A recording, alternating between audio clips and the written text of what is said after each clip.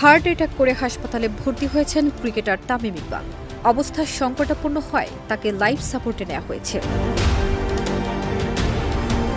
রাজধানীর অদূরে বিকেএসপিতে ঢাকা প্রিমিয়ার লিগের ম্যাচ খেলা চলাকালে আজ ২৪ মার্চ সোমবার বুকে তীব্র ব্যথা অনুভব করেন তিনি। সে সময় দ্রুতই তাকে বিকেএসপির পাশে ফজিলাতুন্নেসা হাসপাতালে নেওয়া হয়। চিকিৎসকরা জানান ম্যাসিভ হার্ট অ্যাটাক হয়েছে তার। তামিম ইকবালের সুস্থতার খবর সারা দেশের ক্রিকেট প্রেমীদের মধ্যে বিষাদ নামিয়েছে। সবাই প্রিয় ক্রিকেটারের জন্য দোয়া চাইছেন, দোয়া করছেন। ঢালিউড তারকা শাকিব খানও ফেসবুকে তামিমের সুস্থতা কামনা করেছেন। তিনি লেখেন, বাংলাদেশ ক্রিকেটের গর্ব তামিম ইকবালের দ্রুত সুস্থতা কামনা করছি। প্রার্থনা করি আল্লাহ তাকে সম্পূর্ণ সুস্থ করে আমাদের মাঝে ফিরিয়ে আনুন।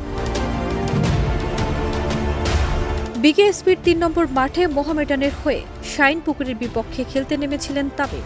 অধিনায়ক হিসেবে টসেও অংশ নেন তিনি। এরপর হঠাৎ বুকে ব্যথা অনুভব করায় তামিমকে নেওয়া হয় হাসপাতালে। এরই মধ্যে তামিমের স্ত্রী আয়েশা সিদ্দিকা, বড় ভাই ও সাবেক ক্রিকেটার নাফিস ইকবাল সহ পরিবারের অন্য সদস্যরা হাসপাতালে পৌঁছেছেন।